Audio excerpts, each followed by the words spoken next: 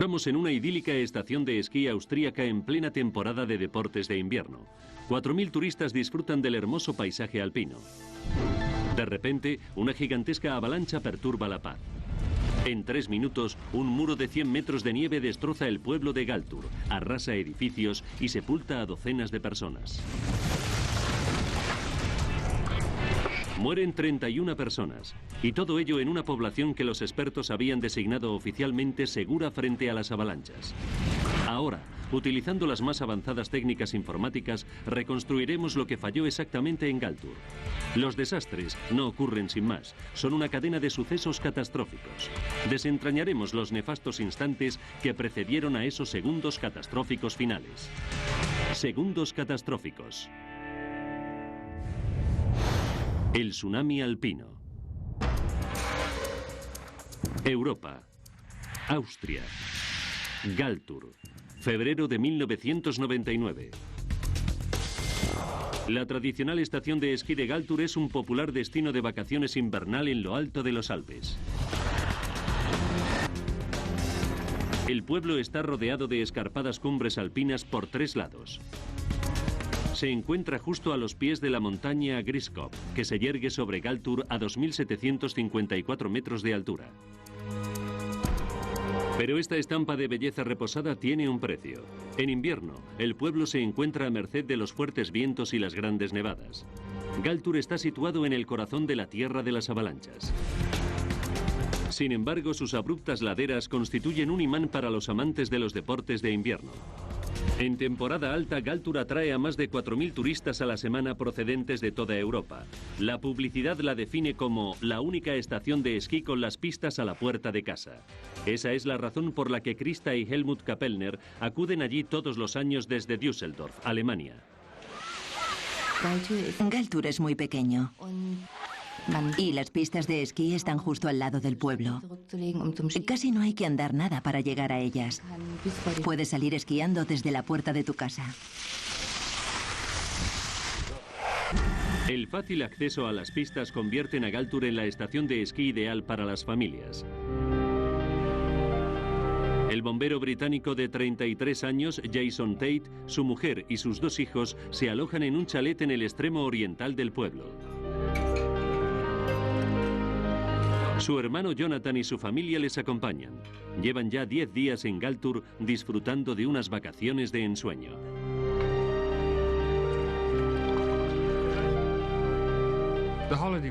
Ese viaje iba a ser las mejores vacaciones de nuestra vida. Habíamos estado ahorrando todo el año anterior y era la primera vez que viajábamos con nuestros hijos. Por eso era un viaje tan importante para nosotros. Pero su viaje soñado no resulta tan idílico como esperaban. Hace un tiempo horrible, excepto durante un periodo desacostumbradamente cálido entre el 29 de enero y el 4 de febrero. Tras esa fecha no para de nevar durante casi 2 semanas, hasta el 17 de febrero. Las estaciones meteorológicas de altitud registran nevadas récord de 3,8 metros, 6 veces por encima de la media del mes de febrero. Krista sale con su videocámara para grabar la nevada histórica que ya se adentra en su 3ª semana.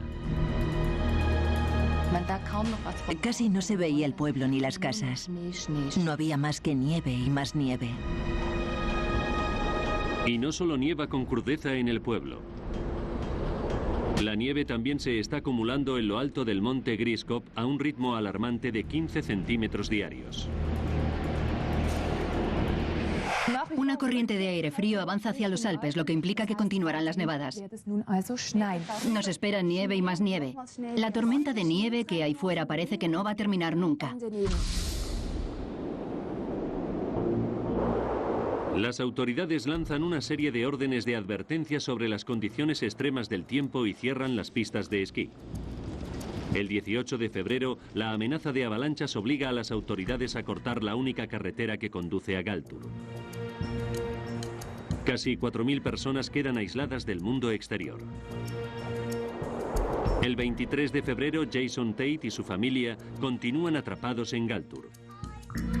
Tenían que haber vuelto a casa hace 3 días. Teníamos que salir todas las mañanas a despejar los coches y la entrada a la casa. No paraba de nevar y queríamos estar preparados para marcharnos en cuanto pudiésemos. El tiempo continúa empeorando y las fuertes nevadas se complican con potentes vendavales que asolan el valle a una velocidad de 120 kilómetros por hora. El viento era lo peor de todo, porque no solo se le oía aullar, sino que te hacía daño en la cara con las esquirlas de hielo.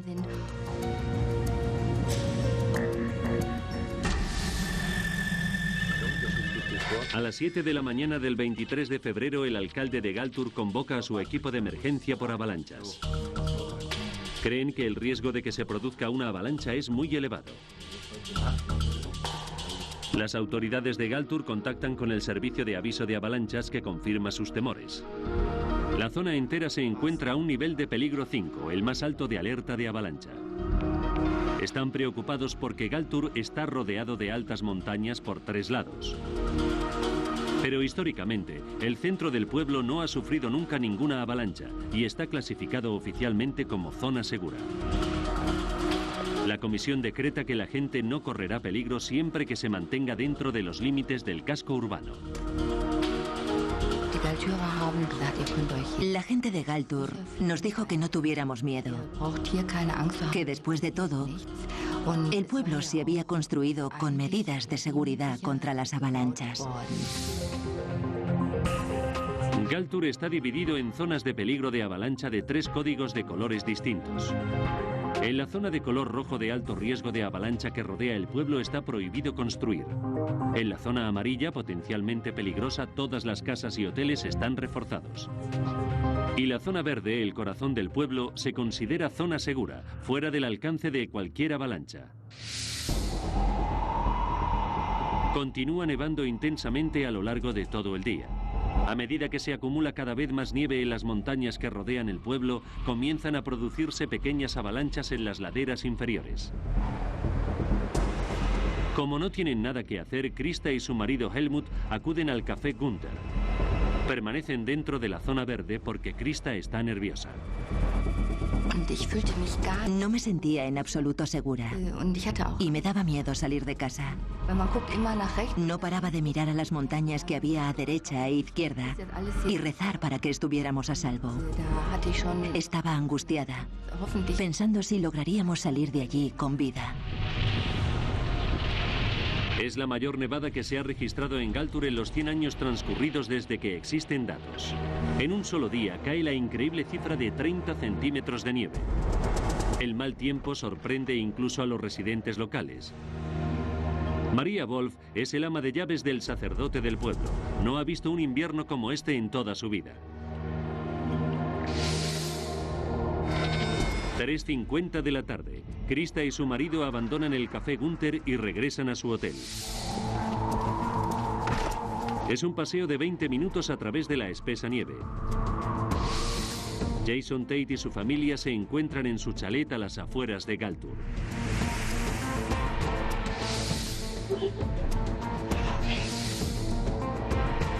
María Wolf está en la lavandería de la casa del cura, junto a la iglesia. Está a punto de terminar su trabajo, pero nota que algo marcha mal. Estaba a punto de entrar en la capilla del presbiterio para rezar el rosario, porque presentía que iba a pasar algo malo. Se podía palpar en el ambiente. María tiene razón al sentirse angustiada. En la cumbre del monte Griskop, la capa de nieve comienza a resquebrajarse. Acaba desprendiéndose y una enorme avalancha de nieve se desploma directamente sobre el pueblo. Una enorme avalancha de nieve acumulada sobre los Alpes a lo largo de 3 semanas de nevadas continuas se ha descolgado sobre la estación de esquí austríaca de Galtur. A las 3:59 minutos de la tarde la nieve se resquebraja y se desliza ladera abajo.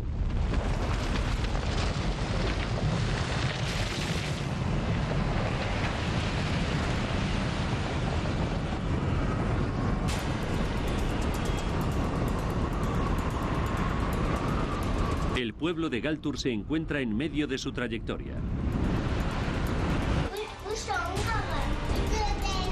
Jason y Jonathan Tate están con sus hijos en un chalet a las afueras del pueblo.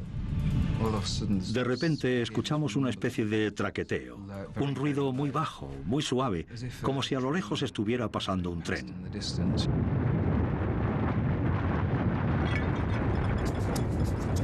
Jonathan empuja a los niños debajo de la mesa temiendo que revienten las ventanas. Pasó todo rapidísimo. De repente la casa empezó a temblar como si fuese una lavadora, como si todos los elementos la estuviesen azotando a la vez. Me daba miedo que las ventanas no resistiesen la presión. Una ola de nieve de 100 metros de alto choca contra las afueras de Galtur.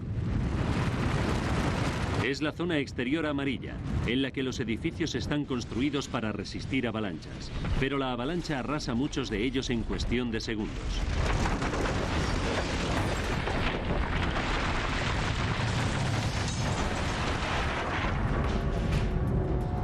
«50 segundos después, a las 4 en punto de la tarde, el ama de llaves María Wolf está a punto de salir de casa del cura cuando la avalancha se cierne sobre el centro del pueblo.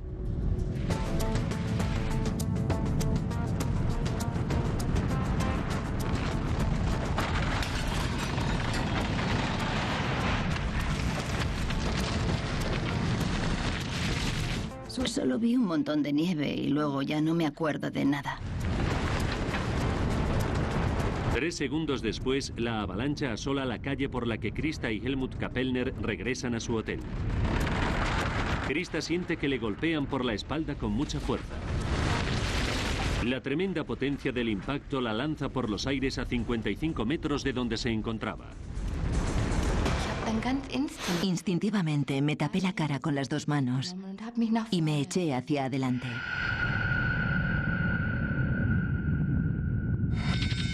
Cuatro y 2 minutos. La avalancha se detiene tras penetrar 100 metros en el interior de la zona verde, la zona supuestamente segura del centro del pueblo. La ola de nieve mortal ha devastado el pacífico pueblo.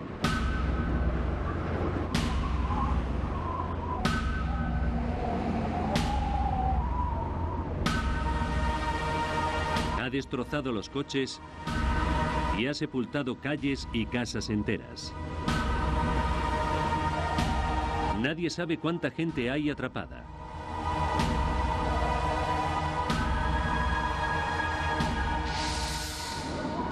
Los traumatizados residentes inician de inmediato las labores de rescate. Pero los rescatadores no saben dónde están enterradas las víctimas. Trabajan en hileras tanteando la nieve con varas en busca de cuerpos hundidos.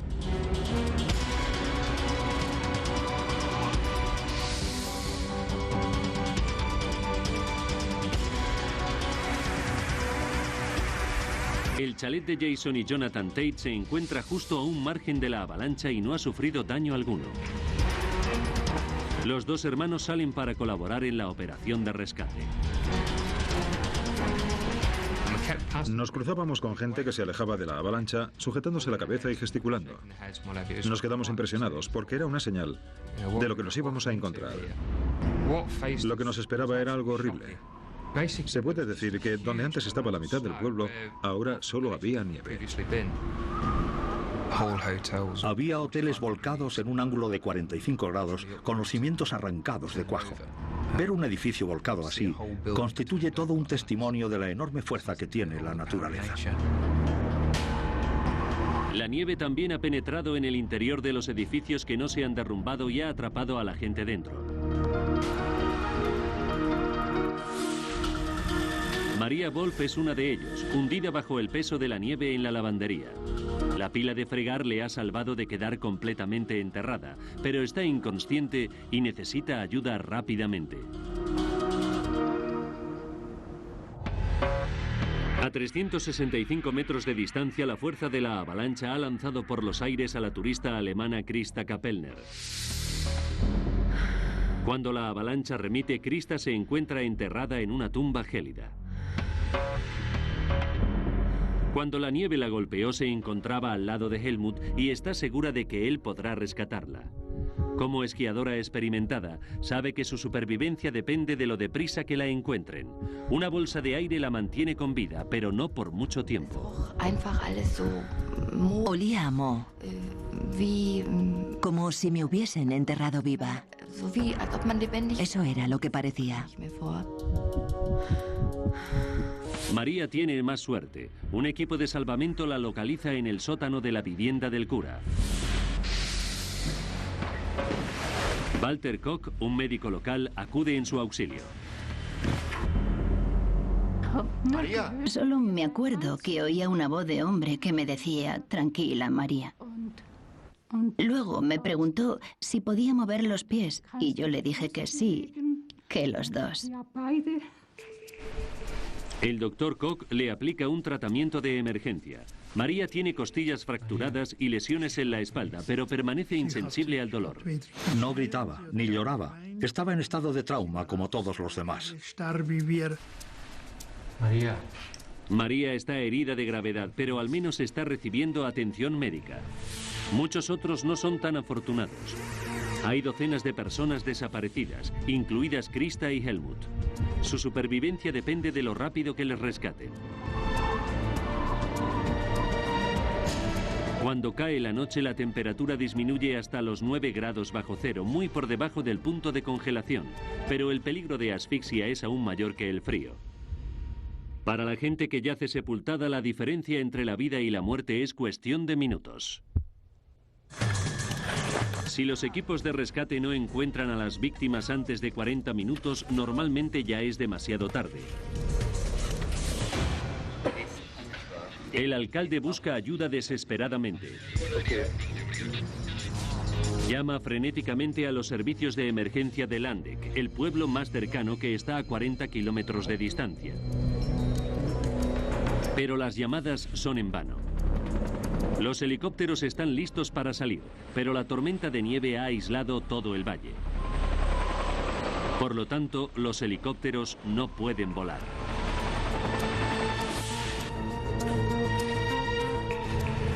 El pueblo de Galtur se las tiene que arreglar solo. A medida que avanzan las agujas del reloj, la supervivencia de las víctimas depende de los equipos de salvamento voluntarios.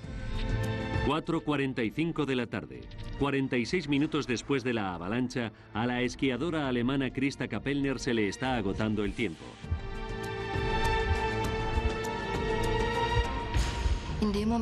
A esas alturas ya no sentía miedo. Simplemente aguardaba rezando, con la esperanza de que me rescataran. Pero la crisis desborda a los voluntarios de los servicios de rescate. El bombero británico Jason Tay llega a un hospital de campaña y se da cuenta del alcance de la tragedia. Era todo un puro caos. Había víctimas por todas partes. No se veía el suelo porque la alfombra estaba llena de cuerpos o de gente atendiéndoles. Jason intenta desesperadamente ayudar a los supervivientes, pero se siente frustrado ante lo poco que puede hacer sin equipo médico. Sabía que no iba a venir a buscarnos nadie, que estábamos solos. 5 de la tarde. Los voluntarios tantean la nieve por todo Galtur en busca de supervivientes. Pero cuando los minutos se transforman en horas, la operación se convierte en una búsqueda de cadáveres. Krista Kapellner sabe que el oxígeno que le queda en la bolsa de aire es cada vez más escaso. Se da cuenta de que tiene que tratar de desenterrarse ella sola, pero es una labor imposible. La nieve estaba dura como el hormigón. Era como empujar un muro de hormigón. Fui incapaz de hacer nada por mi cuenta. Lo único que podía hacer era esperar a que vinieran a salvarme. No es consciente de que un equipo de salvamento se encuentra muy cerca de ella. Lleva un perro, Heiko, que está entrenado para rescate en avalanchas. Cuando se le acaba el oxígeno, Krista empieza a quedarse inconsciente.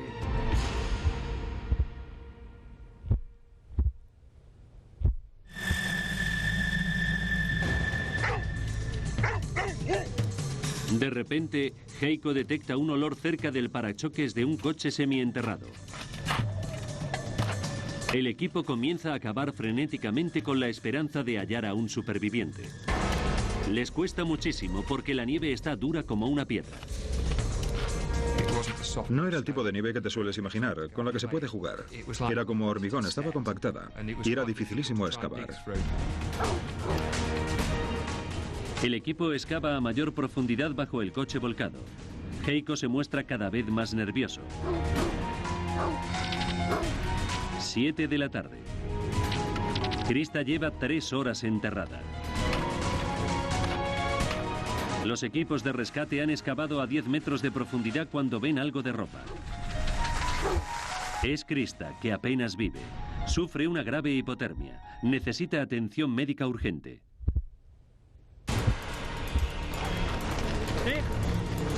El hallazgo de Krista aporta nuevas esperanzas a todo el mundo. Los voluntarios trabajan sin cesar toda la noche en un ambiente gélido. Pero a medida que pasan las horas, disminuyen las posibilidades de hallar a alguien más con vida.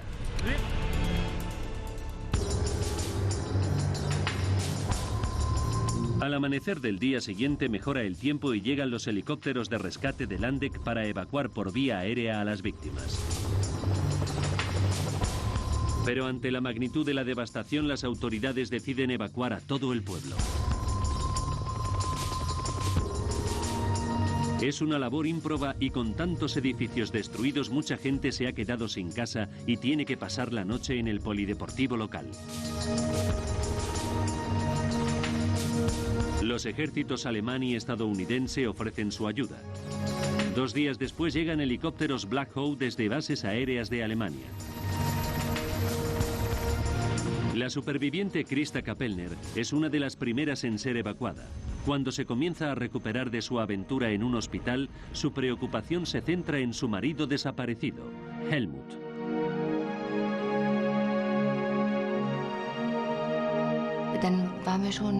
No pensé en lo que podía haberle ocurrido hasta pasado un tiempo.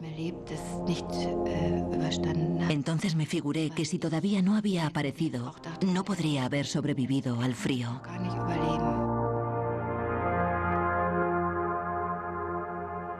Cuando el equipo de rescate localiza el cuerpo de Helmut, se halla a solo 50 metros del lugar donde se encontró a Krista.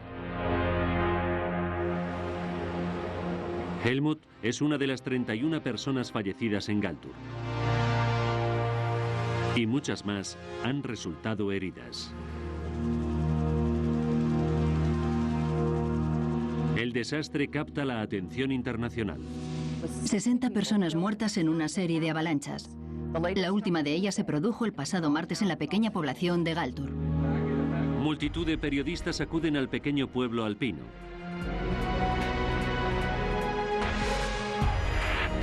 El experto en avalanchas Art Mears llega en helicóptero desde Colorado. Con más de 25 años de experiencia, Mears entiende muy bien la devastación que puede sembrar una avalancha, pero la destrucción de Galtur logra horrorizarle incluso a él.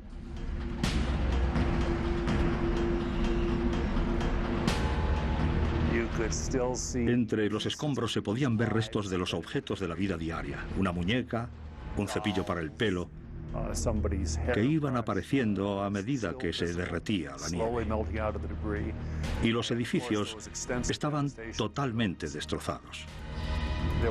Era obvio que la potencia destructora de la avalancha que se les había venido encima había sido enorme.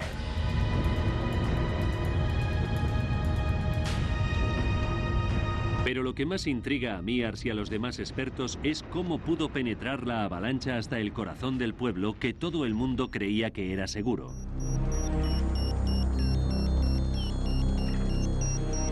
Y sin embargo, es en esta zona donde la avalancha se cobra el mayor número de víctimas. Está claro que el programa informático que había dividido Galtur en 3 zonas de peligro ha fracasado estrepitosamente. Y lo que es más, ese mismo programa se utiliza en todas las poblaciones de los Alpes, con lo cual los demás residentes y turistas de toda la región están expuestos al mismo peligro. En febrero de 1999, una gigantesca avalancha arrasa la estación de esquí austríaca de Galtur. Se suponía que el centro del pueblo estaba a salvo de avalanchas, pero en menos de 3 minutos mueren 31 personas y muchas más resultan heridas. ¿Qué fue lo que falló? Recapitularemos los sucesos de aquel día fatídico y analizaremos los datos de la investigación oficial para desvelar cuál fue el problema.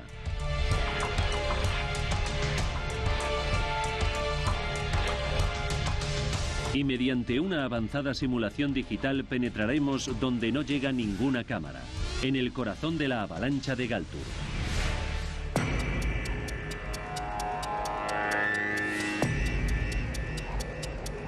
Al día siguiente de la tragedia, el Ministerio Fiscal del Tirol nombra investigadores jefe a Paul Fon y Stefan Margret. Ambos pertenecen al Instituto Federal Suizo para la Nieve y las Avalanchas. La escala de la destrucción les coge por sorpresa. Galtur parecía una zona de guerra, con helicópteros volando alrededor, las casas completamente destrozadas y montones de nieve entre los que se seguían recuperando cadáveres y cientos de coches. Era una visión desoladora.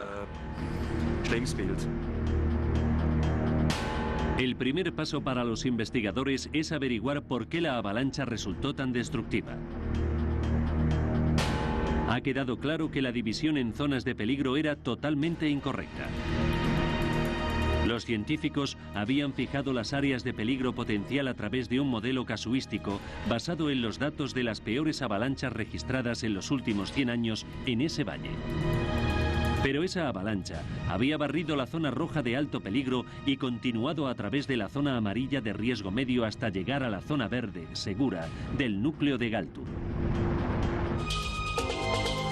Fon decide tratar de medir la magnitud de la avalancha. Empieza por lo básico. Estudia los datos meteorológicos para comprobar las estadísticas de nevadas y ver si hay algo que se sale de lo normal.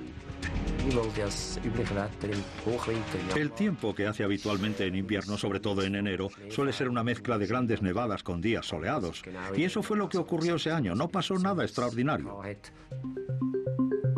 Pero cuando Fon comprueba los informes meteorológicos de finales de enero de 1999, observa algo desacostumbrado.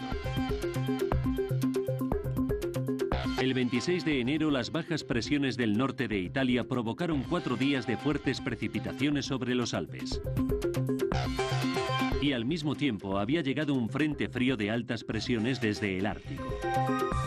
Los dos frentes colisionaron y cuando el frente frío chocó con el frente templado y húmedo, provocó la formación de nieve en enormes cantidades. Esas condiciones climáticas se mantuvieron a lo largo de casi todo el mes de febrero. Fon calcula que las precipitaciones en forma de nieve alcanzaron la cifra récord de 3,8 metros, 6 veces por encima de la media. Lo suficiente como para crear una inmensa avalancha.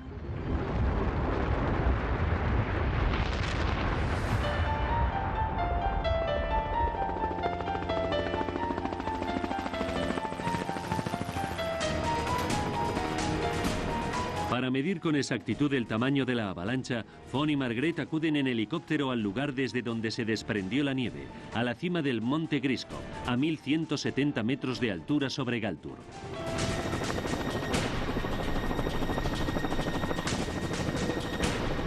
Pero solo 2 días después de la avalancha, la nieve continúa siendo extremadamente inestable. Es una misión peligrosa.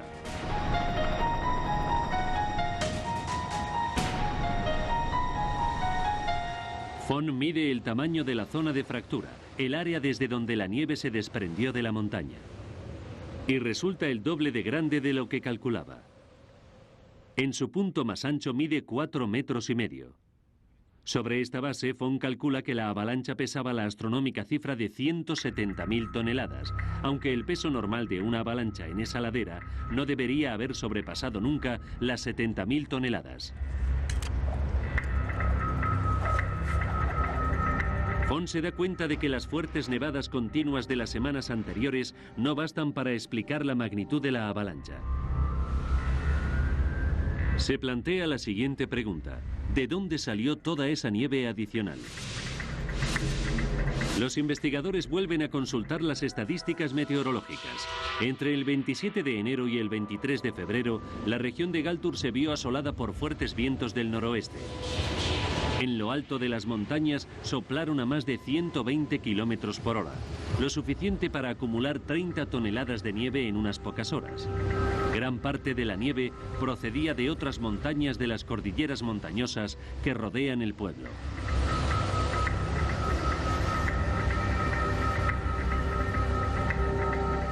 El viento es un factor determinante en la formación de avalanchas y fue el principal arquitecto de la avalancha de Galtur.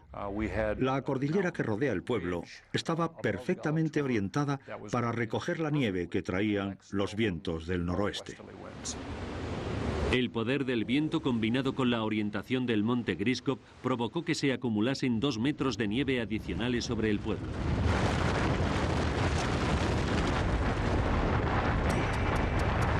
Pero semejante acumulación de nieve plantea un nuevo enigma a los investigadores. Una montaña de nieve de 170.000 toneladas normalmente no podría sujetarse por su propio peso. Se desintegraría antes de alcanzar ese tamaño. ¿Por qué esta no se rompió antes? Normalmente, las avalanchas suelen desprenderse antes de alcanzar los 4,5 metros de profundidad que tuvo la de Galtur. 4,5 metros de nieve es muchísima nieve.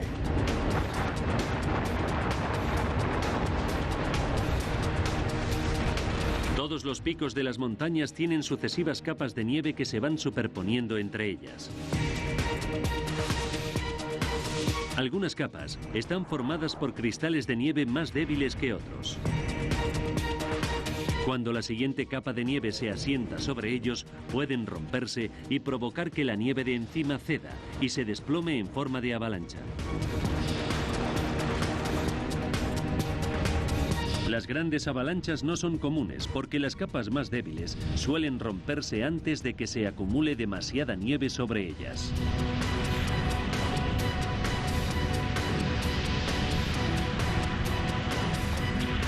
Si la capa de debajo hubiera sido más débil, se habrían producido varias avalanchas pequeñas en intervalos diferentes, en lugar de acumularse en una sola.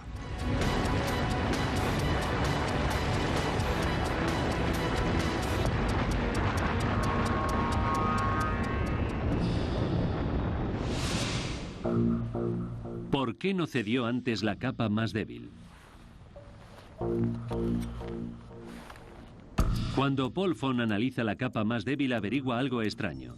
Los cristales de hielo están unidos entre sí de una forma mucho más fuerte de lo habitual. Fon sabe que para que se formen cristales fuertemente unidos es necesario que la nieve se derrita y luego vuelva a congelarse. Pero ¿cómo puede haber ocurrido algo así en lo alto de los Alpes en pleno invierno? Fon vuelve a consultar las estadísticas de temperatura y los datos confirman sus sospechas. Entre el 29 de enero y el 4 de febrero, las temperaturas subieron de los 20 grados bajo cero a los 4 grados sobre cero, permitiendo que la nieve se derritiese. Pero el 5 de febrero, la temperatura volvió a caer bajo cero y la nieve se congeló de nuevo. Ello provocó que los cristales de hielo quedasen unidos con firmeza y que la capa de nieve resultante fuese alarmantemente resistente. Creo que el aspecto más llamativo de la capa de nieve blanda de Galtur es que en realidad era durísima. A las 3:59 de la tarde del 23 de febrero de 1999, la capa de nieve débil acaba cediendo y libera 170.000 toneladas de nieve con consecuencias catastróficas.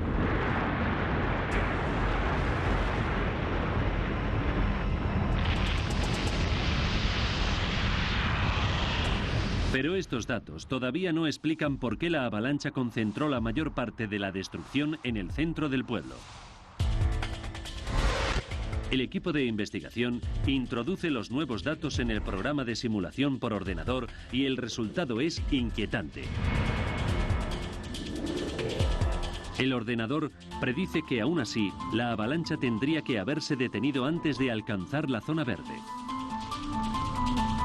Sin embargo, la destrucción del centro de Galtur constituye una prueba irrefutable de que no fue así. Pond sabe que tiene que encontrar la clave de algo que nadie se esperaba, una avalancha con poder suficiente para devastar el centro del pueblo. Esta vez acude en busca de pistas con ayuda de los testimonios de los testigos visuales y el resultado es una situación todavía más complicada. Un testigo le relata que recuerda que la avalancha se dirigió hacia su casa en varias oleadas distintas.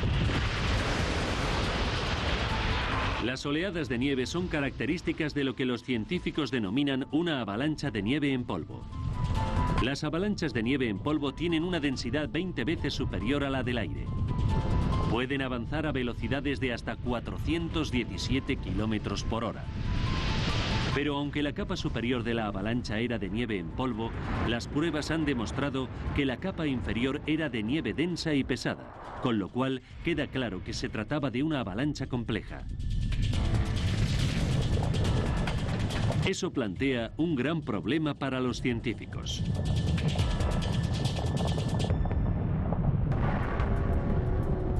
Su programa informático solo puede predecir la trayectoria de las avalanchas alpinas clásicas. No dispone de datos para predecir el comportamiento de una avalancha compleja, como la que asoló Galtur. La investigación se para en seco.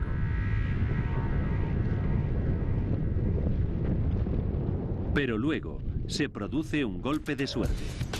Los investigadores se enteran de que existe un experimento que ayuda a comprender el comportamiento de las avalanchas de múltiples capas. 2 semanas antes de la tragedia de Galtur, un equipo de científicos austríacos y suizos se dirige al monte Kreta Bes, en Suiza. Van a provocar deliberadamente una avalancha para registrar su avance montaña abajo. 2 radares de avalancha Doppler transmiten pulsaciones cortas de energía microondas y documentan el progreso de la avalancha segundo a segundo. Es un experimento muy arriesgado, porque la avalancha se encamina directamente hacia los científicos. El equipo se refugia en un búnker de hormigón reforzado a 1300 metros de la cumbre de la montaña. Un helicóptero lanza cargas explosivas para desencadenar la avalancha. La grabación de los científicos revela lo que ocurre a continuación. Una enorme plancha de nieve se desgaja de la montaña y se extiende por la pendiente fuera de control. Cuando la avalancha está a punto de alcanzarles, los científicos cierran rápidamente las compuertas, justo a tiempo.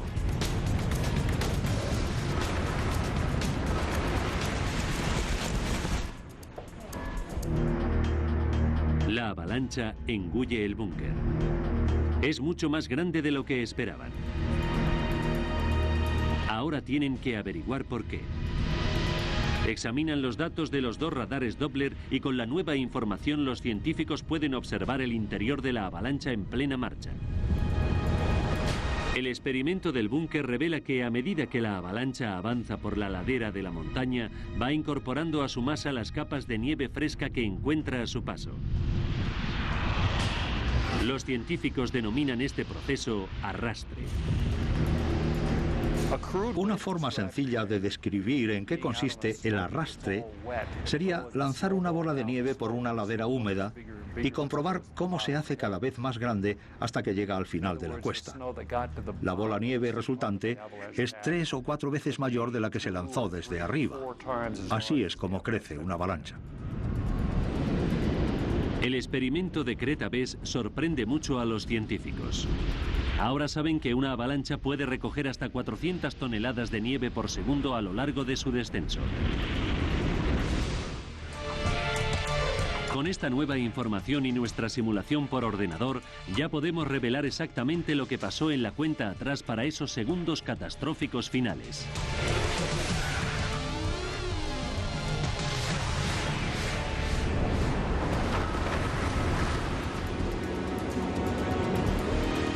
...26 de enero de 1999. Hace 4 días que nieva sin parar en la región de Galtur. Del 29 de enero al 4 de febrero, la temperatura sube y la nieve comienza a fundirse creando una capa de nieve blanda en las cumbres que rodean el pueblo. El 5 de febrero, la temperatura vuelve a bajar de repente y durante los 19 días siguientes, los Alpes austríacos registran unas nevadas excepcionalmente elevadas. Los vientos de 120 kilómetros por hora contribuyen a que en las montañas que rodean Galtur se acumule una enorme cantidad de nieve. El 23 de febrero, la capa de nieve blanda que hay debajo ya no puede resistir más.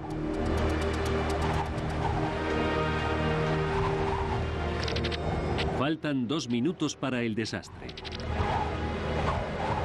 Una gigantesca plancha de nieve que se estima que pesa unas 170.000 toneladas, el equivalente a 428 jumbos llenos hasta arriba, se desgaja de la montaña. Galtur se encuentra situado directamente debajo.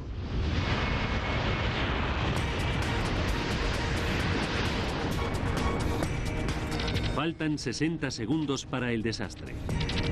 La avalancha se extiende montaña abajo. Los cálculos demuestran que ha incrementado su tamaño en unas 20.000 toneladas más. Alcanza una velocidad de 417 kilómetros por hora.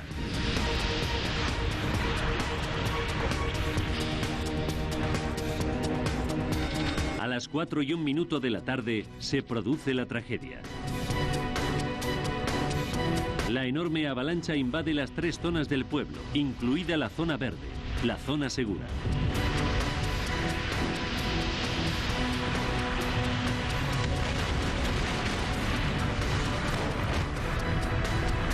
A las 4:02, la avalancha se detiene. Galtur yace en ruinas y 56 personas han quedado sepultadas bajo toneladas de nieve y hielo. Los investigadores ya saben por qué se produjo la monstruosa avalancha, pero aún tienen que resolver la pieza final del rompecabezas. ¿Por qué se llevó el centro la peor parte si era la zona supuestamente más segura?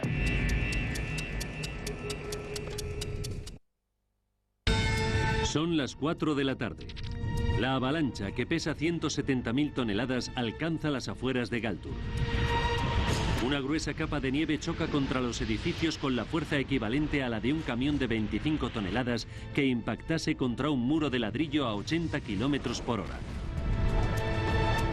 Pero la capa superior y más ligera de nieve en polvo viaja a 417 kilómetros por hora y penetra 100 metros más lejos hasta la zona segura del pueblo.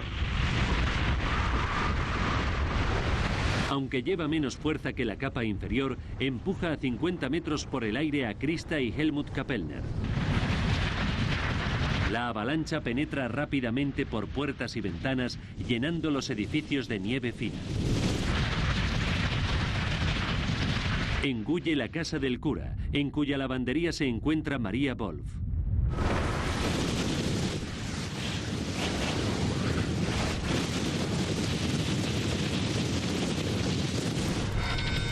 A las 4:01, la capa de nieve en polvo envuelve la mayor parte de las casas de la zona verde. Muchos son edificios endebles que no estaban construidos para resistir el impacto de una avalancha. Los chalés explotan como bombas por la presión de la nieve que se acumula en su interior.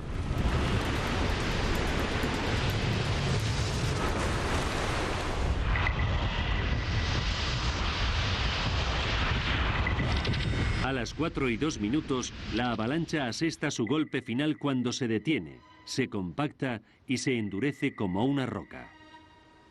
En las situaciones que he observado, en las que la nieve en polvo acumulada en avalanchas pequeñas, medianas o grandes se estrella contra un objeto sólido, como un árbol, la nieve en polvo se comprime hasta alcanzar una densidad y una resistencia tan elevadas que apenas se podría clavar un cuchillo en su superficie. Es esa nieve en polvo compactada la que encierra a Krista Kapellner en su ataúd de hielo. La nieve era tan dura como el hormigón. Intenté empujarla, pero no pude. La gente sepultada en la nieve en polvo se enfrenta a asfixiarse en unos 40 minutos. Y cuando la nieve se compacta, el rescate es prácticamente imposible. La supervivencia de Krista es un milagro.